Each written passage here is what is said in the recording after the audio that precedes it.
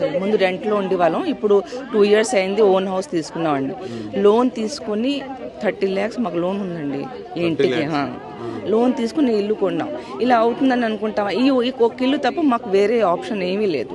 నాకు 2 ఆడపిల్లలు, 24 years పెద్ద అమ్మాయి. మరి దానికి పెళ్లి చేయాలా, లేదంటే కొత్త ఇల్లు కొనుక్కోవాలా? ఈ అమౌంట్కి బయట ఇల్లు కూడా రాదు.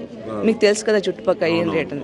ఎక్కడికి వెళ్ళాలి చెప్పండి మీరు ఈ టైంలో? ఇక్కడ ఈ మ్యాక్సిమం లోన్ వాళ్ళే ఉన్నారండి. కొంతమందికి 30, కొంతమందికి 50% అలాగా లోన్లో ఉన్నాం. నాకైతే 30 lakhs లోన్, నా ఇల్లు కాబట్టి నాకు తెలుసు. ఇప్పుడు సడన్గా నువ్వు ఖాళీ చేసి వెళ్ళిపోతే ఎక్కడికి వెళ్తాం మీరు చెప్పండి? అవ్వాలి, అది కూడా తెలియదు, పజల్ కదా. ఇప్పుడు టీడీఆర్ ఏదో పేపర్లో న్యూస్లో వచ్చింది, ఆ టీడీఆర్ మనకి ఏం తెలియదు. మన ఇల్లు ఉంచుకొని మనమే వేరే వెనకాల పరిగెడితే ఎలాగ చెప్పండి? మనకి ఏదైనా ఆప్షన్ ఉందా? అయినా ప్లస్ ఈ ఇల్లు మేము వదలమండి. ఎంపీఆర్ మాకు చాలా కష్టపడి ఈ ఇల్లు కొన్నాం.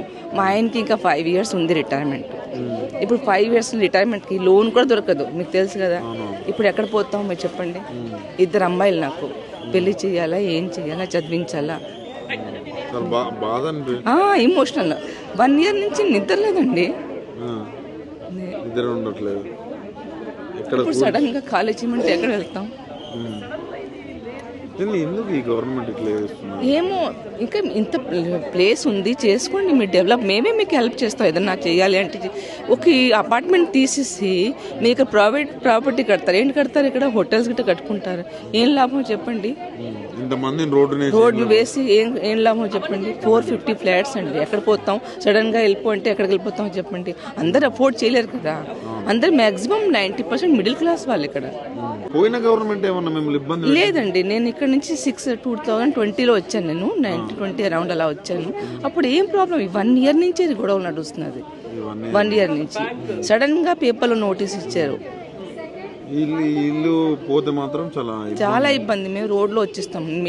నాకైతే రోడ్లో వచ్చేస్తాం, వేరే ఆప్షన్ లేదు. పోన్ ఒక ఇల్లు ఉంది, పోన్ వెళ్ళిపోయి అక్కడ ఉంటామంటే అది కూడా లేదు కదా మా దగ్గర. ఈ ఇల్లు తప్ప మాకేమీ లేదు.